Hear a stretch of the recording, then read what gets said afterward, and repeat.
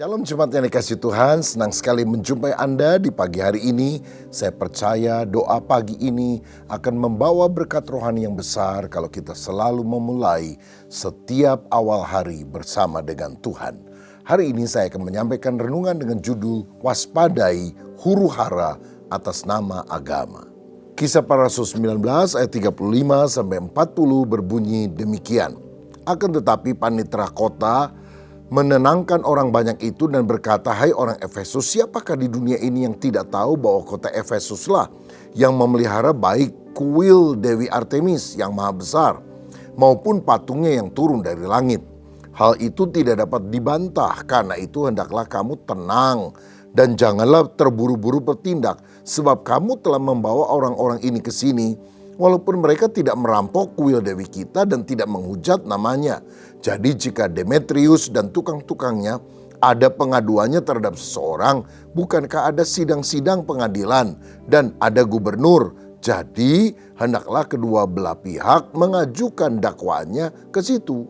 Dan jika ada sesuatu yang lain yang kamu kehendaki, baiklah kehendakmu itu diselesaikan dalam sidang rakyat yang sah. Sebab kita berada dalam bahaya, akan dituduh bahwa kita menimbulkan huru-hara pada hari ini, karena tidak ada alasan yang dapat kita kemukakan untuk membenarkan kumpulan yang kacau balau ini. Dan dengan kata-kata itu, ia membubarkan kumpulan rakyat itu. Amin.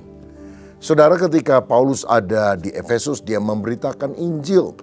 Kemudian terjadilah huru-hara alias keributan, dipicu oleh seorang yang bernama Demetrius yang membuat souvenir, atau ada orang yang menganggapnya sebagai jimat, berupa kuil-kuilan Dewi Artemis yang terbuat dari perak.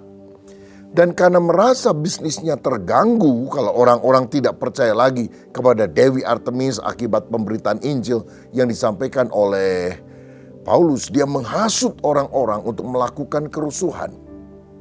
Saudara, Artemis itu adalah kata Yunani, sedangkan kata Latinnya adalah Diana. Jadi Dewi Artemis sama Dewi Diana adalah sesuatu yang sama. Ini adalah dewi yang disembah oleh seluruh Asia dan dikatakan oleh seluruh dunia. Maksudnya seluruh wilayah kekuasaan Romawi. Berarti pengaruhnya sangat luas sekali. Dan Efesus adalah pusatnya, karena di sana didirikan sebuah kuil yang besar bagi Dewi Artemis. Lalu patung Dewi Artemis itu dipercaya turun dari langit, berupa seorang wanita pendek gemuk dan batunya juga hitam dengan banyak buah dada yang melambangkan kesuburan. Tahun 260 Masehi, patung ini, kuil ini terbakar dan musnah.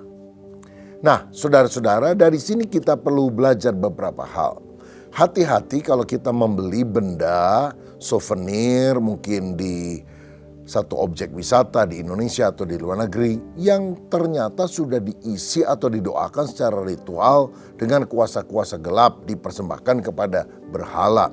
Apalagi kalau benda-benda itu dipercaya memberi keuntungan bila disimpan di rumah. Karena itu jika Anda memiliki benda-benda semacam itu, buang. Daripada itu mengganggu kondisi spiritualitas dan juga keadaan keluarga kita. Nah, ada pula agama yang menganggap adanya benda tertentu yang turun dari langit.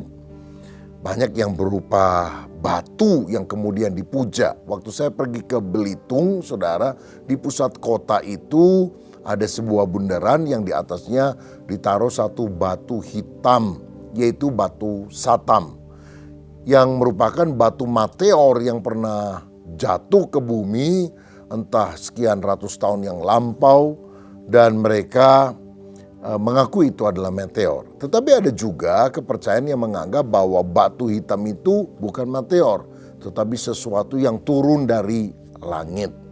Nah, kepada hal semacam itu, kita orang Kristen tidak perlu merasa kecil hati, wah kita kok nggak punya benda yang turun dari langit begitu ya. Karena Alkitab mencatat yang turun dari langit bukan benda, bukan kitab bahkan. Tapi Tuhan sendiri turun dari sorga, yaitu Yesus Kristus yang akan menyelamatkan setiap orang yang percaya kepadanya. Supaya siapa yang sungguh beriman kepada Dia tidak binasa, melainkan beroleh hidup yang kekal. Bukankah ini sesuatu yang lebih luar biasa dari benda apapun yang dipercaya turun dari langit? Nah, saudara-saudara, di kota Efesus ini Paulus memberitakan Injil yang menentang penyembahan berhala. Dan Demetrius marah dan memakai alasan agama, pada sebetulnya akarnya adalah uang. Dia bilang, wah, dia menentang Dewi Artemis dan sebagainya. Dia pikir nanti kalau orang-orang berbalik kepada Yesus, maka penghasilannya sebagai toko pembuat souvenir dari perak berupa kuil-kuil Artemis itu akan bangkrut, saudara. Ada berapa banyak orang marah. Karena apa? Kantongnya, dompetnya tersentuh begitu ya. Dan dia berupaya menggunakan sebuah alasan, yaitu agama. Supaya orang-orang terbakar emosinya.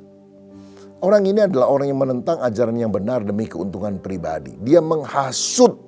Beda dengan Paulus dan pemberita Injil yang lain. Dalam memberitakan Injil, mereka menyampaikan kebenaran, dan kalau ada orang yang mempertanyakan, mereka berargumentasi, menjelaskan, mengklarifikasi, sehingga orang paham akan kebenaran.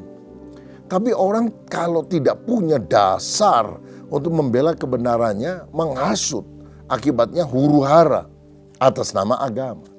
Saudara, di Indonesia ini sudah puluhan bahkan ratusan kali ada rumah digeruduk oleh massa karena orang sedang berdoa di dalamnya.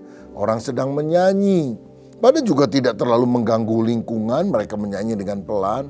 Apa salahnya sih berdoa di rumah? Bukan melakukan tindakan maksiat, saudara. Kalau berjudi, kalau mabok-mabokan, ya mungkin ini melanggar aturan yang ada. Orang doa sama Tuhan. Izin gereja dipersulit, tapi doa di rumah dilarang. Bukankah ini adalah huru-hara atas nama agama bila orang kemudian melakukan tindakan menggeruduk rumah tersebut? Orang yang sungguh-sungguh beragama sebetulnya harus hidup di dalam kasih, tidak hidup dalam kebencian. Agama yang menghentikan kita untuk membunuh sesama. Tetapi kalau agama tidak bertuhan, itu justru orang melakukan kebencian, bahkan pembunuhan kepada sesama atas nama agama. Dan celakanya yang lebih parah, udah bunuh orang, dipikir dia dapat pahala dari Tuhan. Ini sesuatu yang sangat menyesatkan. Betapa kita harus berjalan di dalam takut akan Tuhan. Bukan sekedar beragama, tapi benar-benar hidup takut akan Tuhan. Nah, orang yang terhasut itu kemudian memenuhi gedung kesenian dan teriak-teriak, besarlah Artemis, dewi orang Efesus. Nah, ketika melihat hal tersebut, Paulus dan seorang lain namanya Alexander mau menangani huru-hara tersebut, tetapi dilarang oleh para murid. Dan Paulus mendengar nasihat itu. Karena apa? Kondisinya nggak akan lebih baik. Akhirnya muncullah seorang panitera kota. Maksudnya seorang pejabatlah di kota itu yang menenangkan massa. Karena penguasa yang tidak bisa menertibkan daerahnya akan dicopot jabatannya, bahkan dihukum oleh pemerintah pusat, yaitu Roma. Maka kemudian dia berkata, kalau Anda keberatan dengan apa yang dilakukan Paulus ini, tempuhlah cara yang benar lewat pengadilan, adukan dia. Tapi Demetrius dan orang banyak itu tentu tidak mau melakukan hal itu. Kenapa? Karena tidak ada dasar untuk mereka mengadukan Paulus yang memberitakan Injil kepada panitera negara atau pengadilan yang ada. Pokoknya sumbu pendek saja, saudara, bikin keributan huru-hara. Tapi saya percaya Tuhan selalu melindungi Paulus dan kawan-kawannya, sehingga akhirnya kerumunan itu reda dan Tuhan memberikan pertolongan dan kekristenan masih tetap bisa berkembang. Saudara, saya juga bersimpati, berdoa bagi banyak tempat di Indonesia yang kadang-kadang masih mendapatkan perlakuan anarki dari lingkungannya ketika sedang beribadah, sedang berdoa, sedang menyembah Tuhan. Padahal seharusnya negara menjamin kebebasan beragama, karena kerinduan untuk berdoa kepada Allah adalah hak asasi. Saudara, daripada nyembah setan, daripada nggak pernah beribadah, kan bagus sekali kalau orang beribadah, akan membawa dia pada kebenaran. Kita berdoa supaya orang-orang yang mata hatinya gelap ditutup oleh perkara-perkara yang tidak benar, itu dicelikan mata hatinya. Sehingga di Indonesia kita bisa beribadah dengan baik. Dan hari ini kalau kita bisa beribadah, berdoa melalui sosial media, melalui YouTube, saya percaya ini juga adalah anugerah Tuhan. Gunakanlah setiap kesempatan untuk beribadah kepada Tuhan. Mulai setiap pagi bersama dengan Tuhan. Apapun yang menjadi pergumulan saudara, selalu ada Tuhan yang hadir dan memberikan pertolongan. Mari kita berdoa bersama. Bapa, terima kasih buat hari yang baru yang Kau berikan bagi kami. Dan biarlah kami menjadi orang yang hidup takut akan Tuhan, sehingga kami selalu disertai oleh Tuhan. Tantangan kesulitan boleh ada di sekitar kami, tapi kami percaya Tuhan tidak meninggalkan. Tuhan menyertai dan akan memberikan kemenangan. Hamba berdoa untuk anak-anak yang punya masalah keuangan, masalah kesehatan, masalah pekerjaan, masalah hubungan yang kurang baik satu dengan yang lain, masalah rohani, atau masalah apapun. Biarlah jamahan kuasa Tuhan menolong kami, sehingga kami mengalami pertolongan yang ajaib dari Tuhan Yesus Kristus.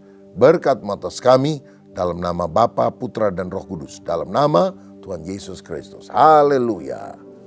Amin. Tuhan Yesus memberkati.